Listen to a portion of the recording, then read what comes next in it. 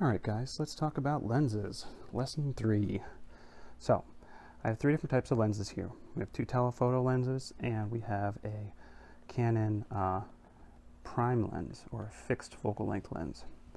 Now, the way it kind of works is that typically when you have a longer lens like this, you know, has a big zoom on it, they're going to be what's called like a slower lens.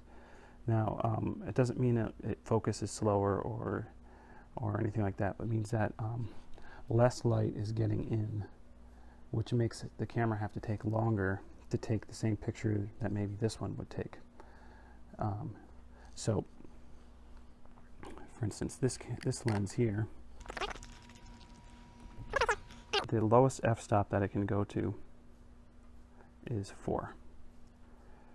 So that's the lowest aperture opening, or the widest rather.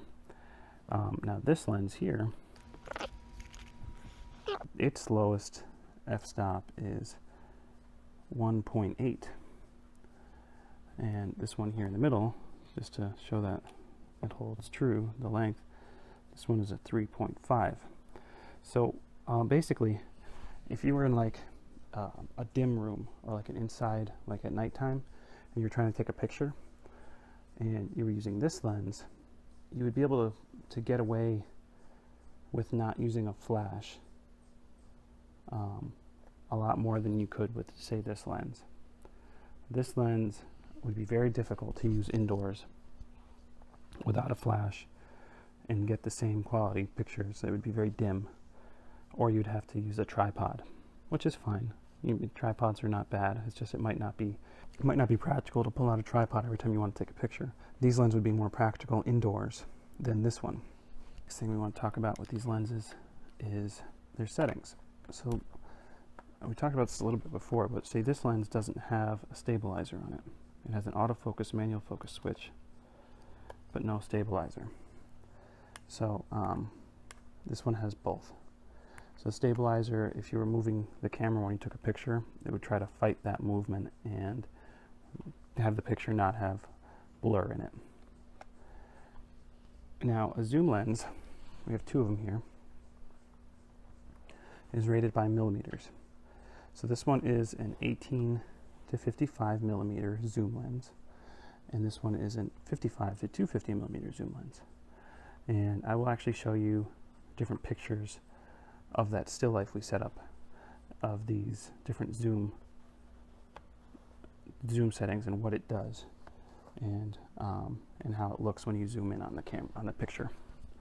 Now, so 18 would be zoomed out, so it would be as wide as possible. And then, like, if I can do this on my camera here, see, this is zoomed in, zoomed out. Make sense? Zoomed in, zoomed out. So so when you go 55, you would be as zoomed in as you could be, and when you're on 18, you'd be zoomed out.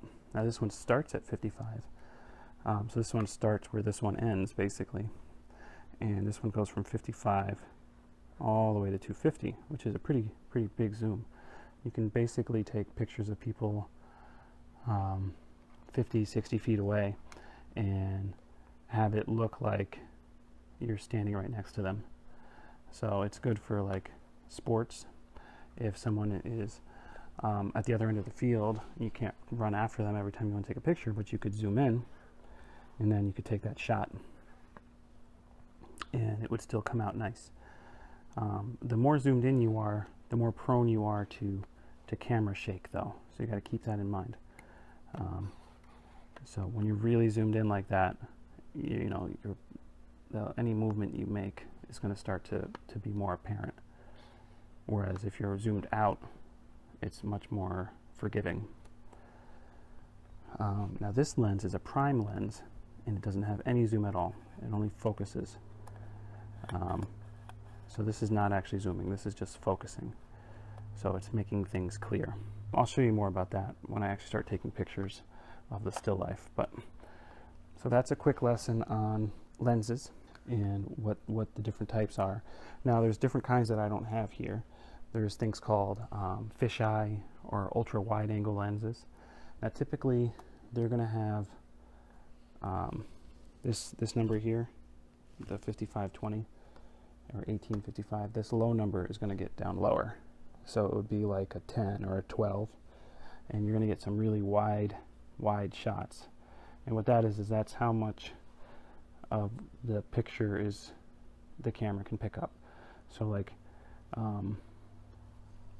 so it would be like stretching it out really wide, but not moving your actual physical person.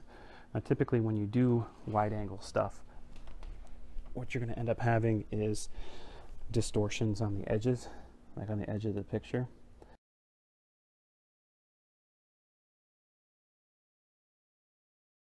Like if you had a door and it was straight up and down, it would the edge would be curved. You'd see like a curve on the edge instead of it going straight up and down like a line. So there are some downsides, and some lenses claim to compensate for that, but they don't typically compensate too well. I don't see a problem with it. It's just part of what it is. But if you get this super wide angle stuff, you will usually get some distortion. All right. So that's it for this lesson on lenses. The next lesson we will talk about will be filters.